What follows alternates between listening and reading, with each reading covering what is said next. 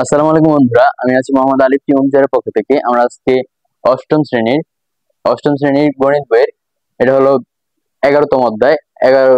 11তম অধ্যায়ের আমরা করব। 11তম অধ্যায়ের নাম হলো তথ্য উপাত্ত। এটা হলো পার্ট 1। যেমন আমরা আরো পার্ট ছাড়বো আর কি, আরো পর্ব আপলোড করবো। তোমরা সবগুলো পর্ব দেখবা, তাহলে আর এই অধ্যায়ে কোনো সমস্যা থাকবে না। ঠিক আছে, তোমরা মন দিয়ে দেখো। আমাদের আছে আজকের ভিডিওটা একটু ছোট হবে। আমরা তথ্য আর উপাত্ত কি, জাস্ট এই বিষয়টা নিয়ে আলোচনা করব। ঠিক আছে, তাহলে আমরা দেখি তথ্য উপাত্ত কি। আগে তথ্য উপাত্ত হলো তোমাদের আর কি পরিসংখ্যানের অন্তর্ভুক্ত, গণিতের শাখা পরিসংখ্যানের অন্তর্ভুক্ত হলো তথ্য উপাত্ত। পরিসংখ্যান কি? পরিসংখ্যান হলো তোমাদের যে সংখ্যা ভিত্তিক কোনো ঘটনা বা তথ্যই হলো পরিসংখ্যান।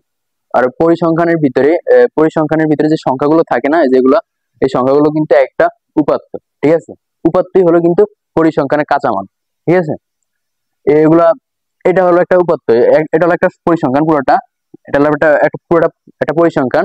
এটা হলো তোমার কোন বলছে কি, কোন একটি ক্লাসের 20 জন শিক্ষার্থীর গণিতে প্রাপ্ত নম্বর দিচ্ছে। ঠিক আছে, কোন একটি ক্লাসের 20 জন শিক্ষার্থীর গণিতে প্রাপ্ত নম্বর নম্বর এই ঘটনাটা হলো কিন্তু তোমাদের পরিসংখ্যান। ঠিক আছে, এই তথ্যটা দিচ্ছে তোমাদের, এই তথ্যটাকে তোমরা বলবো কি, পরিসংখ্যান। আর উপাত্ত বলবো কোনগুলোকে, এই যে 20, 30, 33, 35 এগুলা। ঠিক আছে, এগুলো হলো তোমাদের কি, উপাত্ত।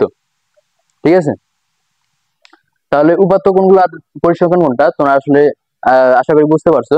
তাহলে আমরা দেখি, উপাত্ত কিন্তু আবার উৎসের ভিত্তিতে। ঠিক আছে, উৎসের ভিত্তিতে দুই প্রকার, প্রাথমিক উপাত্ত আর হলো মাধ্যমিক উপাত্ত। প্রাথমিক উপাত্ত কোনগুলা, যেগুলো আর কি তোমাদের আর কি উৎস থেকে সরাসরি পাওয়া যায়, ওগুলো হলো যা প্রাথমিক উপাত্ত। ঠিক আছে, যেমন এই যে এই উপাত্ত গুলোকে তোমরা বলতে পারো প্রাথমিক উপাত্ত। ঠিক আছে, কারণ এগুলো তুমি মনে করো আমি কোনো একটা ক্লাস থেকে আমি আর কি পর্যবেক্ষণ করে বের করলাম যে আসলে, পর্যবেক্ষণ বলতে আর কি কোনো পরীক্ষা হয়েছে, পরীক্ষা থেকে আমি বের করলাম 20 জন শিক্ষার্থীর নাম্বার আমি এখানে লিখলাম, এগুলো সরাসরি আমি পাইছি, এগুলোর উপরে নির্ভরযোগ্যতা বেশি। ঠিক আছে, এগুলো নির্ভরযোগ্যতা বেশি। আর এটা হলো যে মাধ্যমিক উপাত্ত। মাধ্যমিক উপাত্ত কিন্তু নির্ভরযোগ্যতা কম। কেন কম? কারণ এগুলা কিন্তু সরাসরি উৎস থেকে সংগৃহীত না। এগুলা মাধ্যমিক উপাত্ত তোমাদের পরোক্ষভাবে উৎস থেকে সংগ্রহ করা হয়। তাই ওগুলোর উপর আর কি বেশি নির্ভর করা যায় না, নির্ভরযোগ্যতা কম ওগুলো। আর তোমাদের এই উপাত্ত আবার ইয়ের ভিত্তিতে, বিন্যাসের ভিত্তিতে দুই প্রকার, বিন্যস্ত আর অবিন্যস্ত। ঠিক আছে, বিন্যাসের ভিত্তিতে উপাত্ত দুই প্রকার, বিন্যস্ত আর অবিন্যস্ত। বিন্যস্ত কোনগুলা? বিন্যস্ত হলো ওগুলা যেগুলো আর কি তোমাদের একটা ক্রম অনুসারে সাজানো থাকে, মানে একটা ক্রম সাজানো থাকে, হয়তো বড় থেকে ছোট, নয়তো ছোট থেকে বড়, ঊর্ধ্বক্রমে নয়তো অধক্রমে। ঠিক আছে, এটা হলো যে বিন্যস্ত। আর অবিন্যস্ত কোনগুলো, যেগুলো এলোমেলো ভাবে দেওয়া থাকে, বড় ছোট নাই, এলোমেলো ভাবে যেটা যেখানে ইচ্ছে ওটা ওখানেই আছে, এগুলো কিন্তু বিন্যস্ত উপাত্ত। যে এখানে 20টা উপাত্ত দেওয়া হয়েছে, উপাত্তগুলো বিন্যস্ত উপাত্ত, 20, 30, 33, 35 আর কি ছোট থেকে বড় ক্রমে মানে ঊর্ধ্বক্রমে সাজানো হয়েছে।